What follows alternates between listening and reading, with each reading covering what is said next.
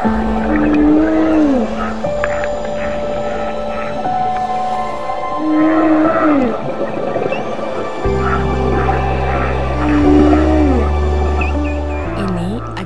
paus atau whale shark dan biasa dikenal oleh masyarakat setempat dengan nama Hinio tanibre atau gurame bintang.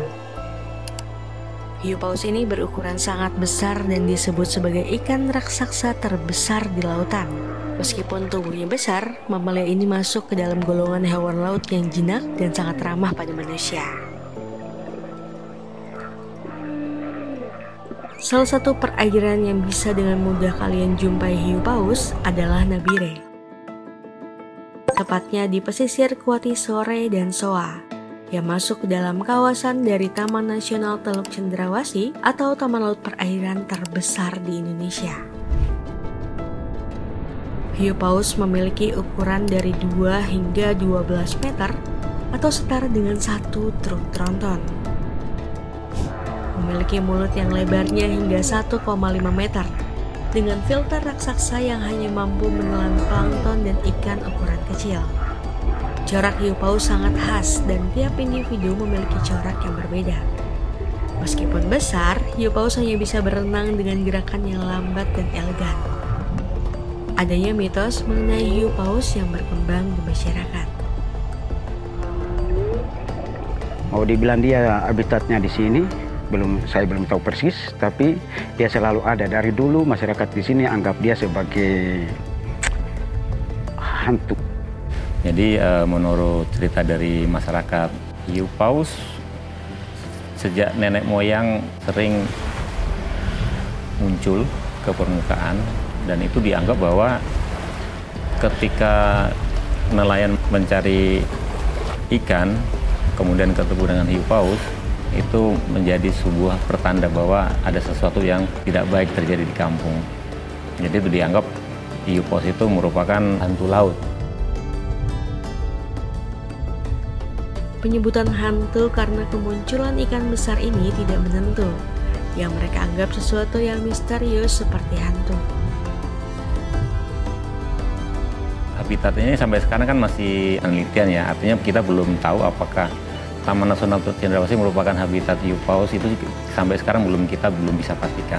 Kegiatan riset hiu paus ini, monitoring, dimulai dilakukan sejak tahun 2011. Sampai sekarang hingga Desember 2024, kita dapat mengidentifikasi sebanyak 210 individu hiu paus yang teridentifikasi di dalam kawasan Taman. Nah, dari 210 individu ini 193 jantan, kemudian 6 betina, dan 17 belum diketahui jenis kelaminnya.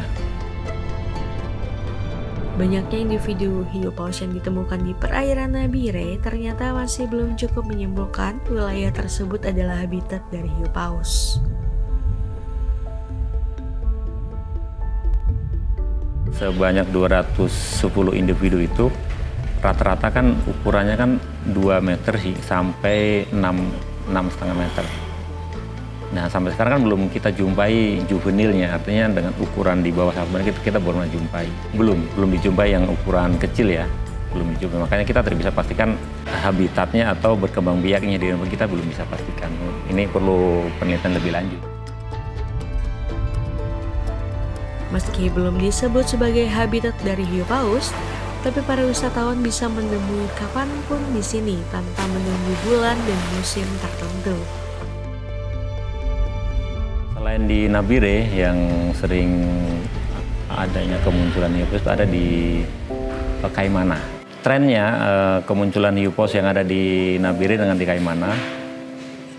Kalau di Nabire, di kawasan Taman Nasional Cendrawasih, khususnya di daerah Kuati Sore, itu trennya kita bisa jumpai sepanjang hari, sepanjang tahun. Selama ini kegiatan, baik kegiatan penelitian, kemudian monitoring, maupun kunjungan wisata, kita sangat tergantung adanya bagan.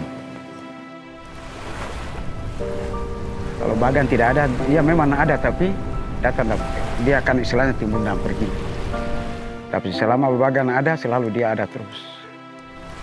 Bagan adalah alat penangkap ikan yang berbentuk seperti gubuk bambu dan mengapung di tengah laut. Ikan yang ditangkap salah satunya adalah ikan puri atau ikan teri.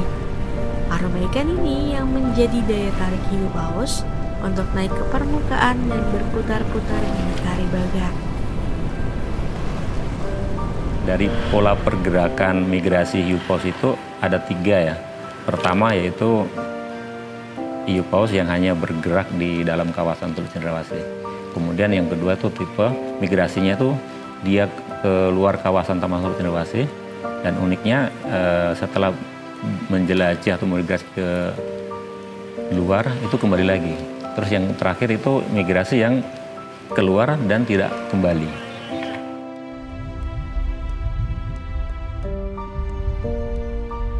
Ditemukan bahwa pola migrasi hiu paus betina dari perairan Kuati Sore menuju perairan Filipina dan kembali lagi ke perairan Kuati Sore. Sedangkan hiu paus lainnya hanya berputar di perairan bagian utara Papua dan kembali lagi ke perairan Kuati Sore. Kalau ancaman hiu paus sendiri ya, tentunya kita belajar dari kasus yang di dalam kawasan Taman Nasional Cendrawasih itu, yang pertama mungkin sampah ya. Sampah plastik, karena kemarin sempat kejadian di Februari 2004 itu ada hiu paus mati terdampar di Nabire.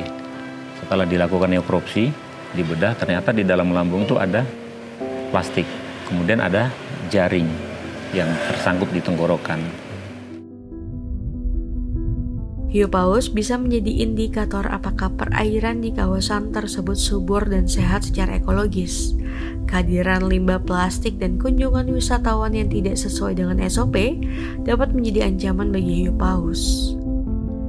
Pembangunan Whale Shark Center, keberadaan bagan dan komitmen menjaga perairan tetap bersih merupakan wujud nyata yang dilakukan oleh TNTC dan masyarakat sekitar terhadap keberlangsungan hiu paus di perairan Nabire. Hiu paus bukan hanya sebagai penghuni perairan terbesar, tetapi juga penjaga senyap yang mengisyaratkan ekosistem laut yang masih hidup dan layak.